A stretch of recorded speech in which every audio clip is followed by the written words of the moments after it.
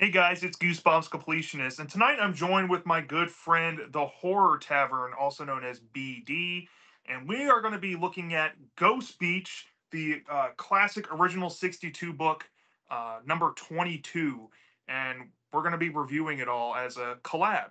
And I'm glad that you're here tonight, BD, in this impromptu review together. But yeah, I want to hear your thoughts on this, and also, how are you doing tonight?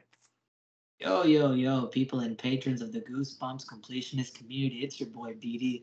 One of the big reasons I'm excited to talk about the book is me and the title got a little bit of similarity because I've been ghosting my landlord on the beach house that I've been renting for the past month. And let's just say his body may or may not be buried under some rocks in a cave right now. So I feel a special connection to this book. FBI, if you're listening, that's a joke.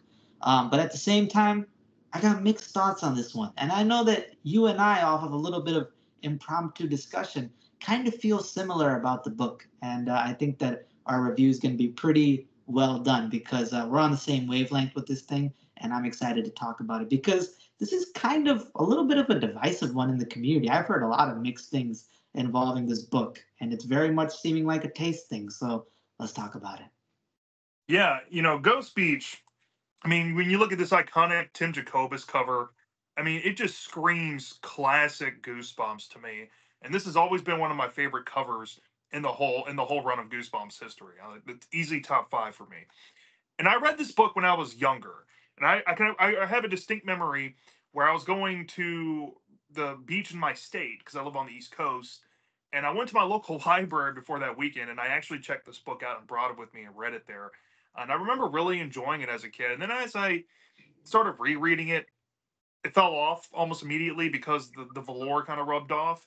But I've had like some on and off opinions about this book over the years, and after reading it this past time, I think that it's kind of settled for me. I can appreciate what this book does very well, but I can also see some glaring flaws in it that really do hold it back, unfortunately. And I'm sure we're going to peel that back as we get into talking about the book here. So, yeah, Ghost Beach, everyone.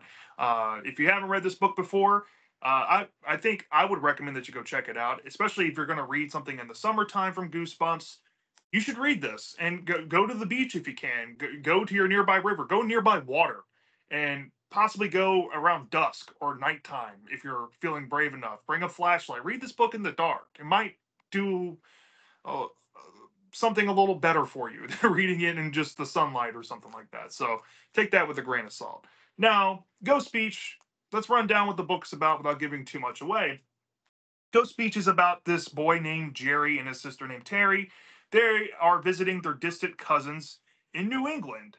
They live nearby the coastline. There's some lighthouses, some rocky beaches, because New England beaches, if you've never been to a New England beach, they're not like Florida beaches. They are pretty much Boulder City, and you are going to be primed and tough trying to find a place to put a beach chair out. But these kids, when they get a call, from their distant relatives in New Jersey, asking them if they want to come, spend a month at the beach, they're like, yeah, let's get out of this sweaty apartment in the summer. I don't want to be cooped up here. So they head to visit their cousins, and they meet this older couple. I think their name is Agatha and Bill, if I'm not mistaken, something like that. I think it's Brady. Brady. Brad. Is it Brad? Bradford? Brad. I think Maybe that's his Brad. name. Yeah, okay. So Yeah. it's Agatha and Brad. And they're a nice couple. They like to make homemade food. They let the kids go outside and play. This is definitely not the type of couple that keeps the kids cooped up inside because they're afraid of them being abducted or something. They want the kids to go enjoy the area, and all they ask for in return is to have these kids company and just have some new faces around and get to meet some extended family. Well, the kids are excited, and they do some exploring in this nearby graveyard in the beach, which is a pretty old graveyard. It goes back 350 years or so. And one of the things that the kids are doing is they're tracing the headstones in the graveyard. And I guess they're making like imprints on some paper because the sister Terry is weird like that, and Jerry's like, I don't know why we're doing this, but we're just going to go along with it. But in doing so, they end up getting pranked by these three kids, and the three kids are Nat, Sam, and Louisa. And they are siblings, and they say that they live nearby, and they're also fellow saddlers. which this town that they're in is known for being a town pretty much populated by the Sadler family. And uh, this is a shock to the siblings who are visiting because they didn't know how big their family really was.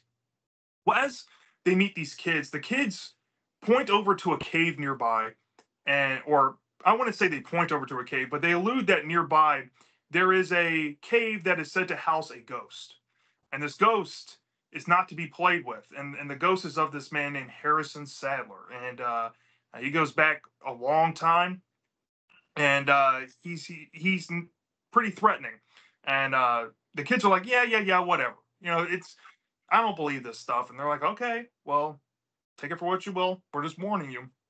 And as the story goes along, Harrison, not Harrison, but Jerry and Terry, they start to uncover bits and pieces of random phenomenon that seem to point in the fact of uh, perhaps maybe this legend is true.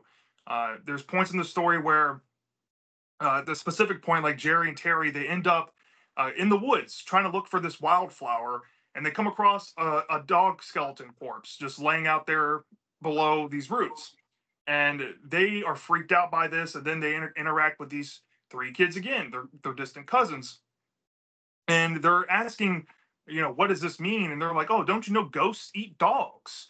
And they get freaked out. They're like, okay, maybe the ghost is actually, killing animals and leaving them in the woods, right? And there's some other things I don't want to get too in depth with because it does kind of play into a reveal near the end.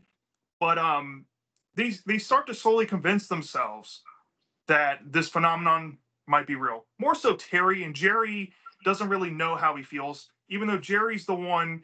While he's at his cousin's house at nighttime, he's being visited by this uh, unknown thing, or he hears tapping noises, or hears some whispers, and he kind of associates this possibly with a ghost. And it's only made worse by the midpoint of the book when the kids finally muster enough courage to go investigate the cave because they've been prompted by their distant cousins the whole book saying that it's dangerous to go there, but they feel like they need some answers, and they see a light going on in the cave one day, which prompts them to want to go do this.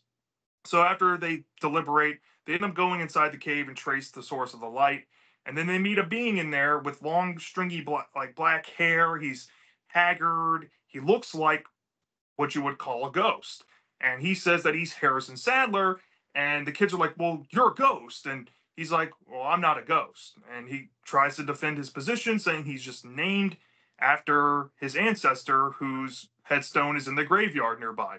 And the kids don't know what to believe at first. And he's like, if you don't believe me, go check this part of the graveyard and you'll see what I'm talking about. Well, unbeknownst to him, the kids, that's why I didn't go over this part, they went to a certain section of the graveyard where they felt that they found the names of these three kids that they've been talking to the whole story.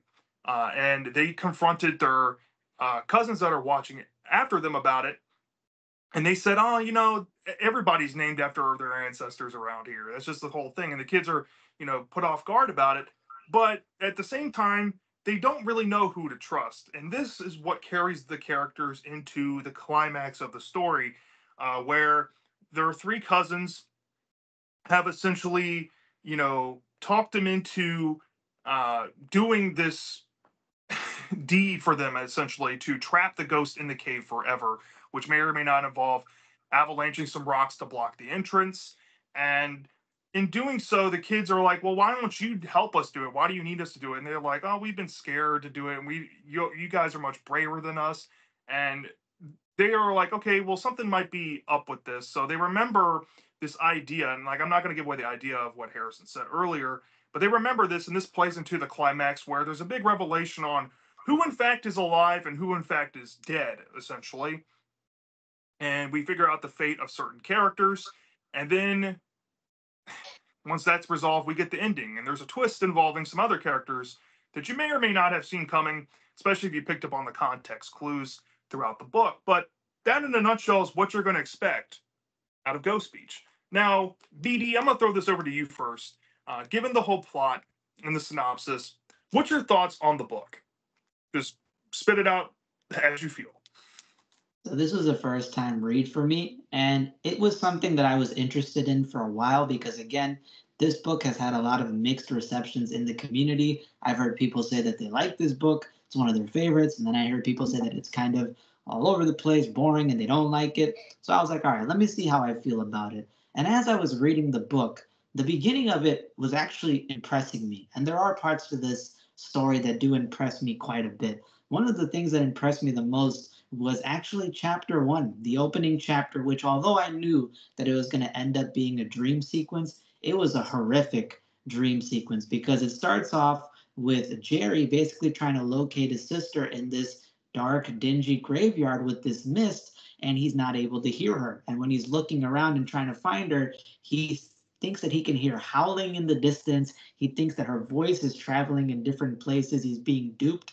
And then he has to basically escape the graveyard, and there's decrepit hands covered in green moss and grass that's basically ripping through the ground and trying to grab him and his sister, and they hold on to their ankles, and basically that's where the dream ends. And he has this dream as he's in the cemetery by the beach with his sister doing the little gravestone inscription. So I'm like, okay, this has potential. This is a lot darker and scarier than I thought this was going to be. And there's points in the story that genuinely shocked me. When you get to the cave with basically Jerry and Terry, and you encounter something in that cave, the entity that they encounter is horrific because it feels like there's a genuine threat. There is a chase scene. Imagining you trying to run through these sharp boulders and rocks in the rain and stuff while this creepy figure is chasing you and trying to grab you with inhuman strength and drag you into like this dark depth of the cave. That's horrific. That's real life horror, and it builds up during that story. And then there's a scene involving some ghosts that involves some really scary body horror. And I'm talking about body horror that rivals the stuff you see in Welcome to Dead House, which is one of my favorite books of all time. And there's a scene from Welcome to Dead House which reminded me of this scene in this book. So if you like some darker, scarier stuff, that's in there. I'm a fan of urban legends, even in books that I didn't like You Can't Scare Me. I love the urban legend. And here, the urban legend of this basically colony of people dying and like disease and storm and famine, and now basically potentially haunting the beach. That's all scary. And another aspect, which is kind of the main last aspect that I like about the book, is actually the dynamic between Jerry and Terry, which is something that I very much did not expect going into this book. They have some really good dialogue between each other, and you feel like they're naturally brother and sister. You like seeing them interact. I actually chuckled a couple of times hearing them interact with each other because they got some good back and forth banter. And I feel that although we weren't going to talk about the episode's acting, if they actually had better acting and better execution, I think Jerry and Terry could have been a beloved pair of characters in Goosebumps as a whole. And I think they would have been pretty memorable. But the book does come with some complications. And that's that while I like 50% of the book, the other 50% sort of was kind of losing me and putting me into a snooze fest. Here's what I mean by that. This book has what I would call go-go gadget filler, which is that I think that Stein made the idea for the book. Obviously, he comes up with the title first, then tries to map out a plot, and then he started losing himself in what he wanted to do. And maybe you can tell while reading the book that he's trying to meet a page count because there's a lot of back and forth in this book. Jerry and Terry will go to their distant cousin's house. 90-year-old distant cousins. We're not going to do the math on that. I'm in college. I can't even figure out the math to that. But they go to their cousin's house. They basically try prodding for information, and Brad is like very like quiet. He doesn't respond to anything they say. And Agatha basically just keeps going, "Oh, chop up my tomatoes for me, will you, little honey bear?" It's like, okay, they're not getting anything out of these two.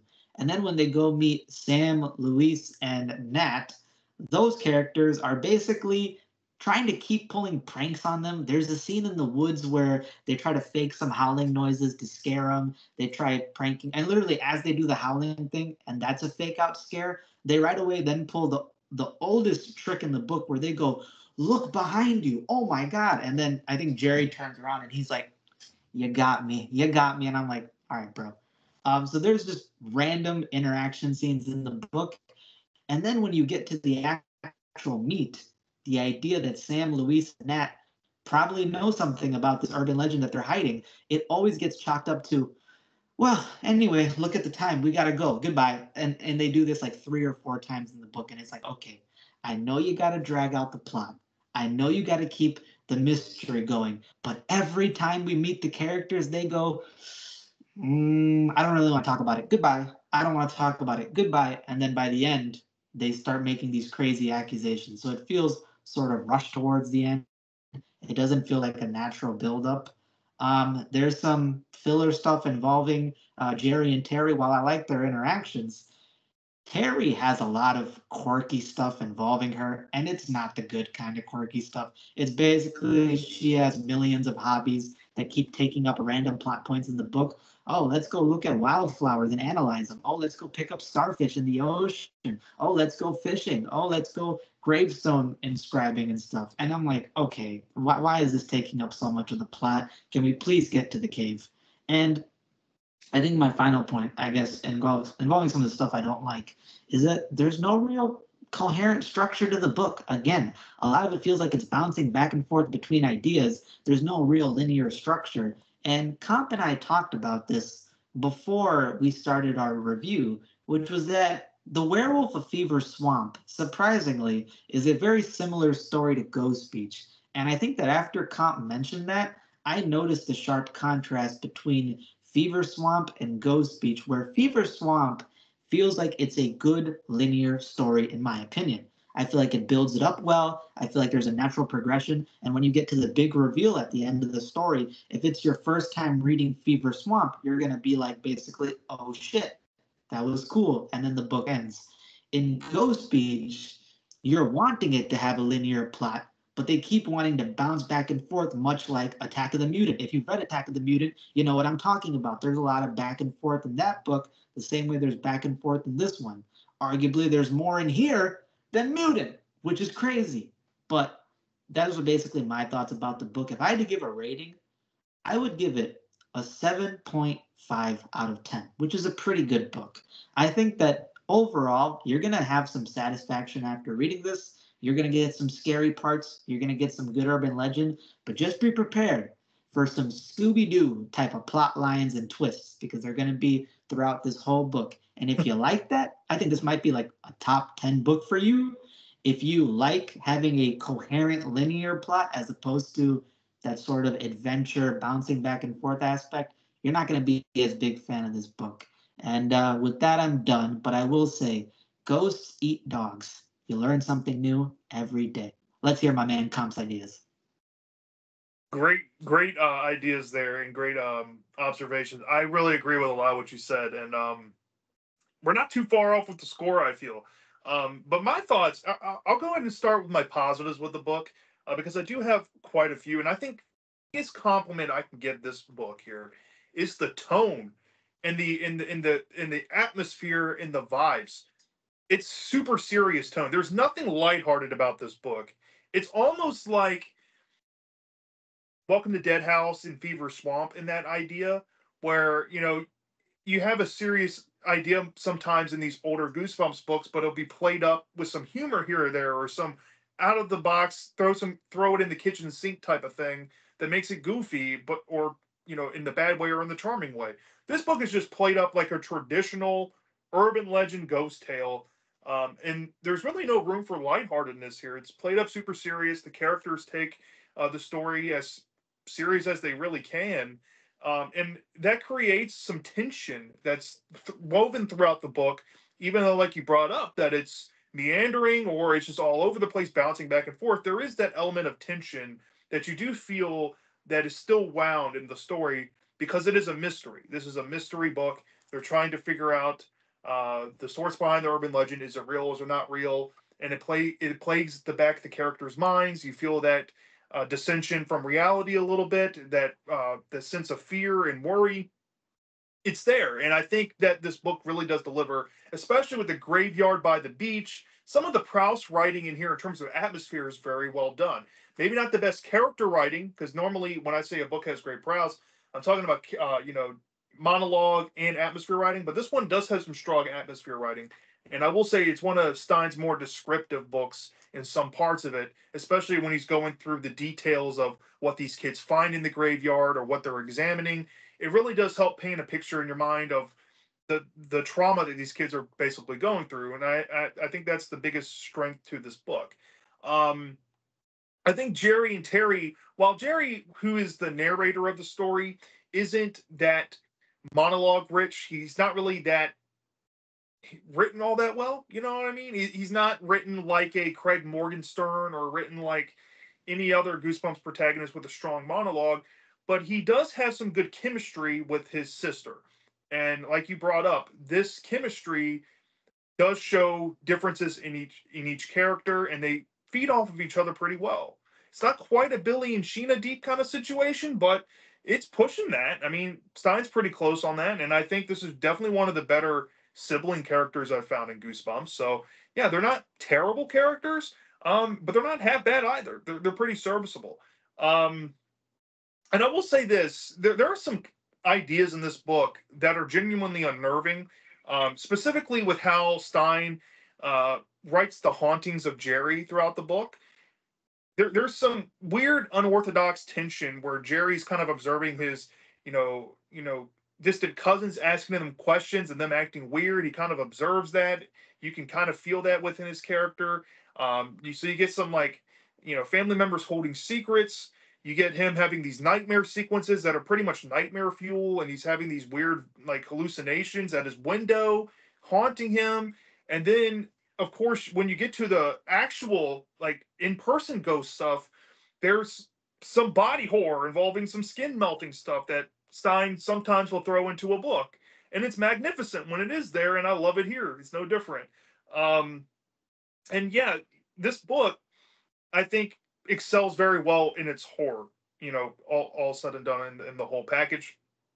And some other, I think one last positive I can throw into it is that this book, for better or for worse, is it's one of those books that you can read and you can every time you read it find something that you can appreciate more. I never caught on this the previous times I read this book, but I did catch it this time.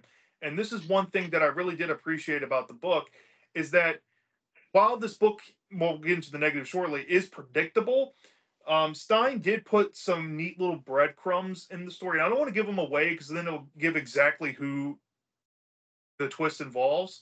But I think they were set up pretty well, and there's some good payoff there. While there are some mechanisms in the story that don't really have all that great of execution or even explanation, some of the breadcrumbs really do work, and I can appreciate that. Now, that out the way, the negatives, there's quite a few for me here, but nothing too pronounced, I would say. I will say that my big gripe with the book is probably the first half. It's meandering. Like you said, we're going from point A to point B, back to point A to point B, back to point A to point B before we ever get to point C. We keep going back and forth, back and forth, back and forth before we get to the next objective. This is one of those books. They happen in kids' horror from time to time.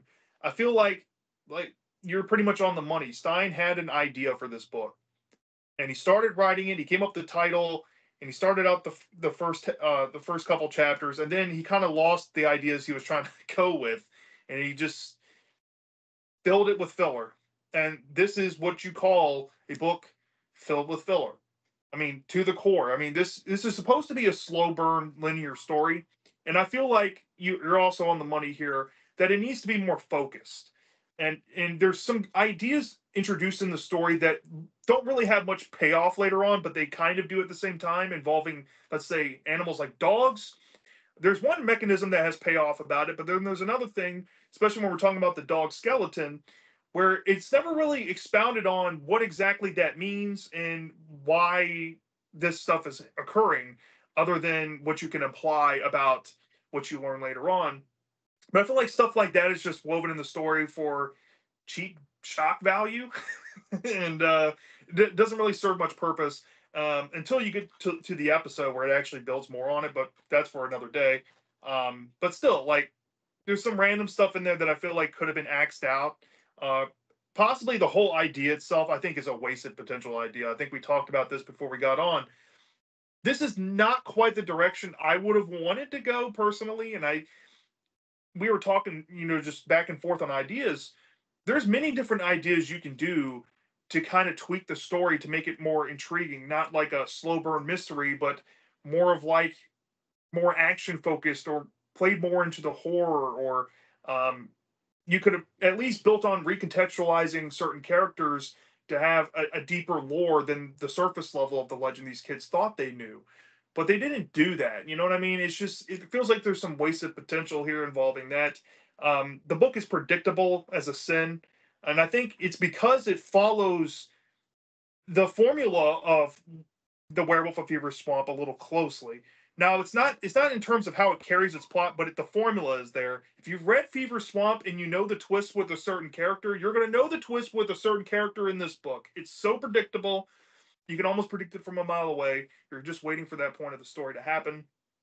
And yeah, and there's also some wonky mechanisms involving the cave and how potentially this cave is kind of like a trap for ghosts.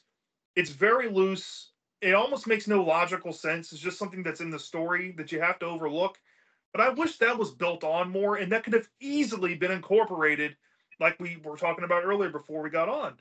That could have easily been incorporated into the story, into the legend of why this cave is a ghost trap essentially. And I think that would have made it a little more fun, maybe a little more darker.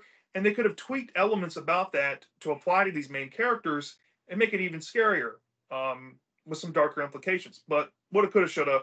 The final act is also kind of rushed. The climax is pretty rushed. I do feel like one certain character has an unceremonious moment, but it's not the biggest thing ever. And I think the twist ending is fine. I quite like it. It's kind of dark and it makes you think a little bit about it of what they plan on doing. So all in all, given those negatives, they're surprisingly like smaller to medium stuff. Like I said, the biggest medium thing I have against it is that first half. It just meanders. It doesn't pick a lane. It's not as linear as it should be. The characters could be a little better, but they're not terrible. It's a predictable story, but I think what saves this book for me and why I would score it higher than other books that I've felt similarly about is the fact that it's able to be creepy, is the fact that it has a certain tone and vibe to it.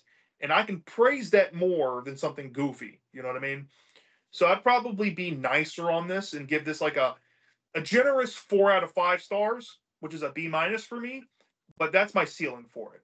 And that's where I'm at with it today after rereading it. I think it's a little bit better than what memory serves, and it's a bit underrated in the community in terms of how people think about this book. But it also has some severe flaws, and I totally get why it's divisive. So there you go. That's just my thoughts on the book. I also want to add, by the way, it took a lot of, I guess, energy in me not to bump this down a whole grade because there's a line in the beginning where Jerry basically says that the difference between him and his sister is that she has dimples, and he's very happy that he did not get those. Coming from a guy with deep dimples, go after yourself. You're lucky I did. You're lucky I'm in a good mood. I didn't bump you down for that, buddy. Yeah, I remember that line now, and I thought, that was kind of weird to say, but I feel like Stein, especially in early Goosebumps, he would write just really random sentences that I guess he thought was funny in the books. And sometimes they would land because they're like off cuff, and you wouldn't ever think of something like that. And then sometimes they're like, "What are you smoking, bro?" Yeah, it's like that scene in the book where it's like the fake out where Jerry's in his bed and then it ends up that Terry was the one behind the curtain being the ghost.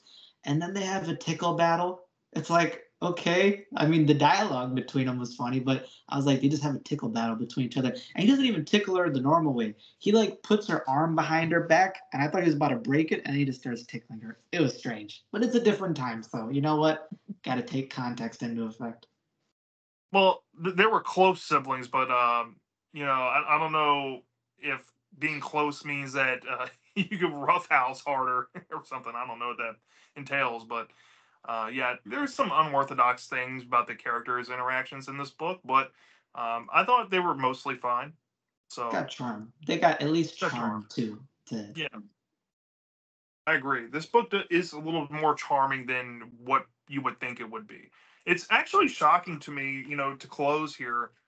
This is one of the more invisible original 62 books. I never see people actually talking about this book, which is a shame.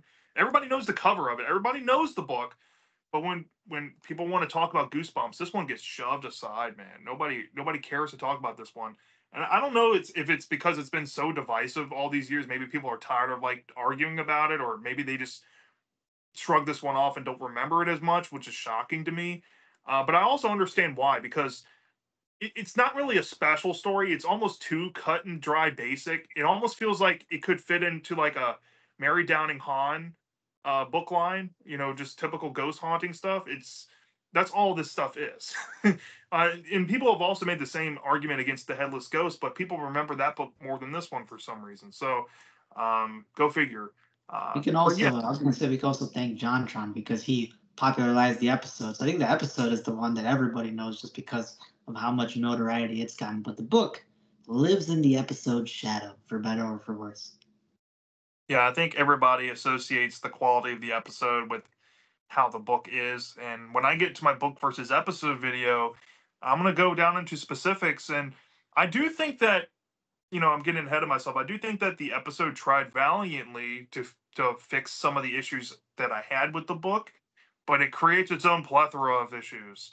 Uh, and it has its own ailments holding it back on its own. So, yeah.